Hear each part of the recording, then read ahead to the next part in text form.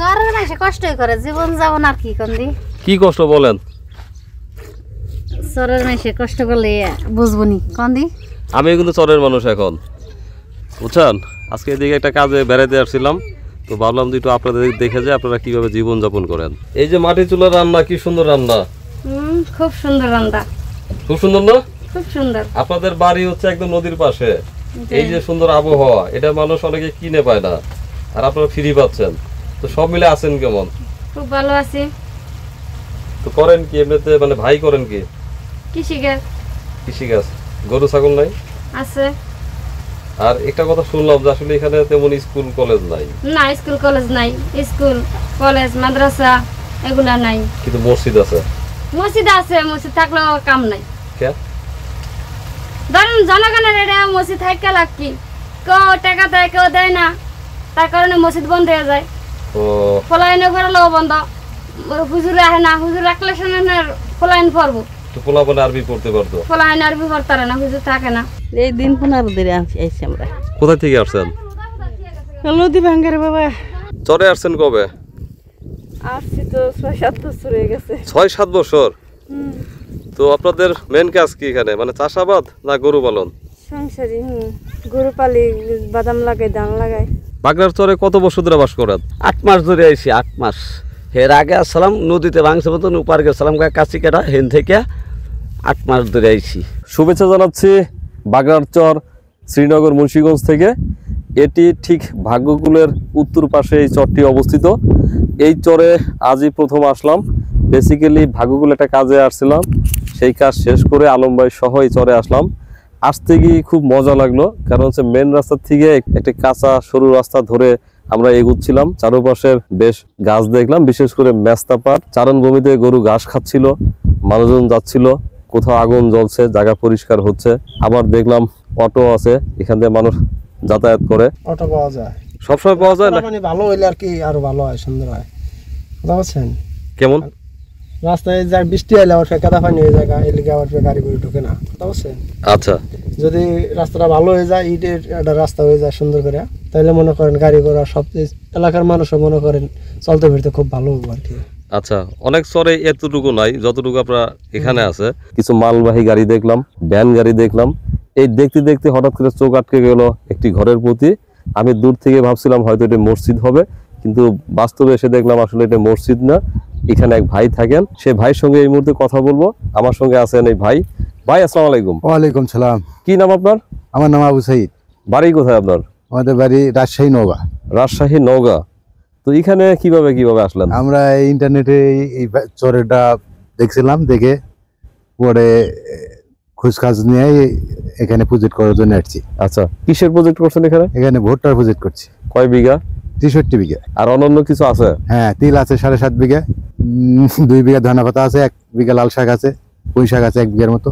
আচ্ছা, কাজের কি অবস্থা এখন? একটু খরার জন্য আমাদের ভালো প্রজেক্টটা ভালো হয়নি।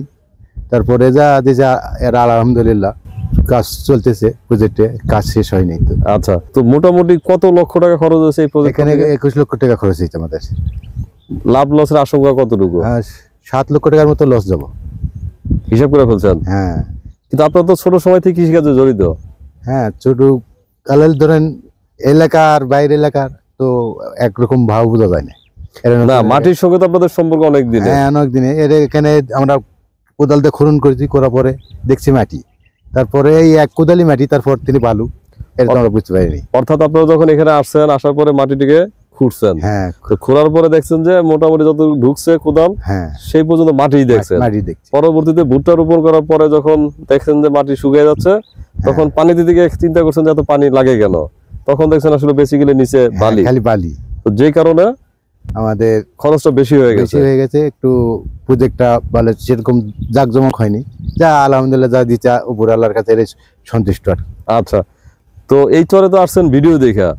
হ্যাঁ, তো একটু যদি বলেন না, মানে আমি অফ দ্য রেকর্ড জানছিলাম যে আপনারা আসলে প্রথম ভাগ্যকুল চরে গেছিলেন। হ্যাঁ, আমরা ভাগ্য তুলে ওই চরে গেলাম, যে ওখানে 50 বিঘা সাফ করছি, করার পর ওখানে মেলার নেতা একজন শহীদপুরবাসী, ও বললো যে এই জমিটা আমি আরো কয়েক বছর আগে রেখেছি, এই জমি দেওয়া যাবে না। এখানে বিচারও হয়েছে, আমাদের বিচার করেছিলাম, আমরা এত টাকা খরচ করছি, পরে পরে জমিটা ওর 20 বিঘার মতো আর কোনো কেউ আবাদ করতে পারেনি। ওটা মানে সরকারি ইয়েতে আছে, ওটা পরে ফাইসালা যায় হওয়া পরগা ওই 20 বিঘা কেউ করতে পারে। তো আপনাদেরকে জমি দিছিলেন কে? আমাদের দিয়েছিল এই চরে যারা থাকে মাতাপরি করে এরা। কারা তারা? আমি মোটামুটি অনেকে চিনি, একটু বলেন তো, নাম মনে আছে কারো? নাম তো আমি জামাই বলতে পারি, আমি তো বলতে পারবো না ওটা, আচ্ছা। ওই সময় আমি ছিলাম না।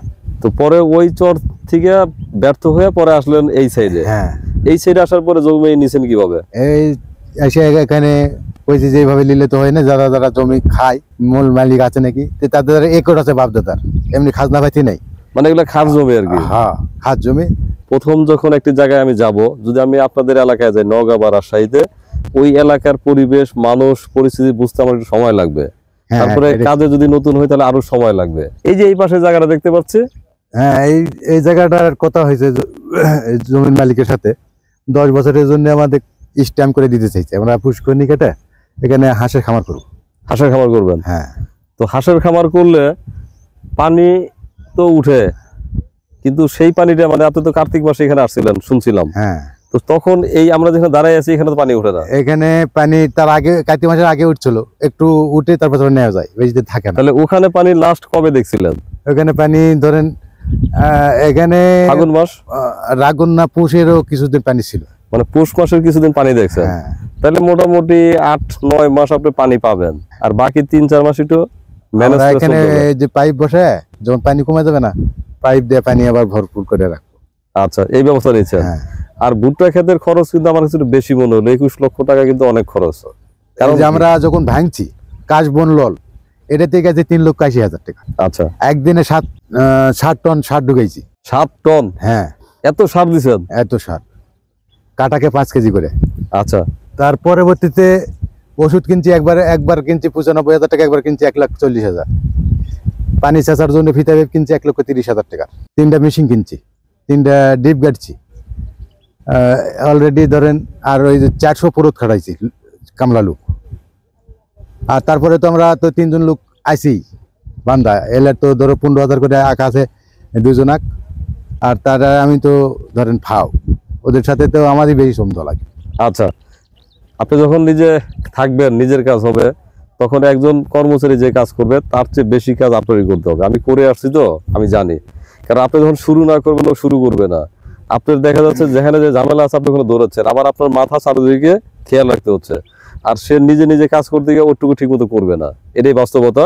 একটু বলেন, এই পাশের জায়গা তো অনেক জায়গায় অনেক বাড়ি ঘর দেখলাম, তো এরা তো যতটুকু শুনলাম যে ওই পারের মানুষ। হ্যাঁ, ওই পারের না, কেউ আছে ভাগ্য বালা শহরের বিভিন্ন জায়গা থেকে আসা মানুষজন এখানে আসে। এরা বেসিক্যালি এখানে আসছে কেন? ওনারা কি কারণে আসছে? এরা এখানে গরু পালার জন্য আসছে, ওদের বাড়ি ঘর আছে।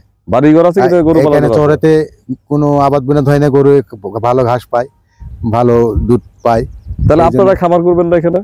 আমরা তো ওই যে খামার করতেছি হাঁসের, আমরা তো গরু খামার করবো না। কেন? আমার মানে ওদিকে আবাদ, এদিকে গরু খামার করলে তো চারিদিকে তো সময় দিতে পারবো না। সময় দিতে পারবেন না। তো এখন যদি আজকের ভিডিও দেখে যদি অন্য কেউ যদি যোগাযোগ করে আপনার এখানে আসে, তাহলে তাদেরকে সহযোগিতা করতে পারবেন? অবশ্যই। হ্যাঁ? একটা মুসলমান হিসেবে আর একটা মুসলমান সহযোগিতা করাই আমাদের ধর্ম। মানুষ হিসেবে করবেন না? মানুষ হিসেবে তো মুসলমানের একটা আমাদের বৈশিষ্ট্য না? না, মুসলমানের বৈশিষ্ট্য সবার চিন্তা করেন, সবাই তো আমরা মানুষ। সব এখানে যেই মানুষই আসুক, হিন্দু মুসলমান যেই আসুক, তাকে তো সহ্য করবো। বললাম তো আমাদের একটা মুসলমানি ধর্ম আছে, একটা এক ভাই আরেক বিপদ পেলে আরেক ভাই এগিয়ে যাওয়ার। হ্যাঁ হ্যাঁ, এটা না, না সবার প্রতি সবারই আমাদের সহমর্মিতা থাকবে। আমরা এক জায়গায় এক দেশে থাকি, হিন্দু মুসলমান সবাই তোমরা মিলামিশেই থাকি।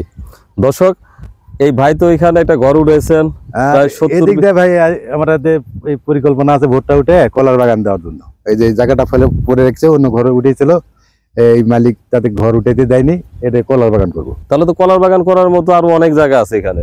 এই যে দিক থেকে মাটিও উঠবে, এই জায়গাটা কলার বাগান করলে এখানে ঘর, এদিকে ধরেন খামার, ওইদিকে ফুজেট। আচ্ছা, তাহলে ওই যে বেরিবাদ যে হচ্ছে, তাহলে এই জায়গাগুলো আর ভাঙার কোনো সম্ভাবনা নাই না। শুধু একটু ঝামেলা হচ্ছে যে জায়গাগুলি খাস। হ্যাঁ, কিন্তু বেরিবাদ হয়ে গেলে জায়গাগুলো সুন্দর, যদি সবাই চাষাবাদ করে খামার করে, তাহলে জায়গাটা অনেক উন্নত হয়ে যাবে। হ্যাঁ। এখন যদি অন্য কেউ এখানে আসেন, তাহলে এই আসবে কিভাবে একটু বলে দেন তো। এখানে ঢাকা থেকে যদি কেউ আসে, বালাসুর বাজারে নামবে, ডাইরেক্ট আলামিন নামবে। আলামিন, এই আলামিন তো পড়ছে আবার ঢাকার ভিতরেই, দুহারের মধ্যে পড়ছে না, আলামিন পড়ছে মুন্সিগঞ্জের ভিতরে। হ্যাঁ। তো দর্শক, ঢাকার থেকে যারা আসবেন গুলিস্তান থেকে নগর পরিবহন কিংবা বাগুকুল পরিবহনে আলামিন এসে নামবেন। ওদেরকে বললে হবে যে আলামিন যাবেন, আলামিনের থেকে একটা অটো রিক্সায় আপনি এই ভাইয়ের প্রজেক্ট পর্যন্ত আসতে পারবেন যে আপনি বাগড়ার চরে যাবেন, তাহলেই নামায় দিবে। আর আসলে এই চরে ঢুকতে গেলে প্রথম যে একটা দোতলা ঘর, এটি হচ্ছে এই ভাইয়ের ঘর। ওনার সঙ্গে যোগাযোগ করলে, উনি জমির মালিকদের সঙ্গে যোগাযোগ করে দিলে আপনি একটা কিছু করতে পারবেন। এখন শুধু একটু ঝামেলা আছে, জায়গাগুলি খাস, যদি মালিকরা সহযোগিতা করে তাহলে আপনারা হয়তো ভালো কিছু করতে পারবেন। সবার প্রতি অনেক শুভকামনা রইল, আপনার প্রতি। গাজীপুর থেকে একজন আসছে, আমরা সহযোগিতা করেছি আমাদের সাথে, যে ভাঙছে, এখনো আগামীবার করবে।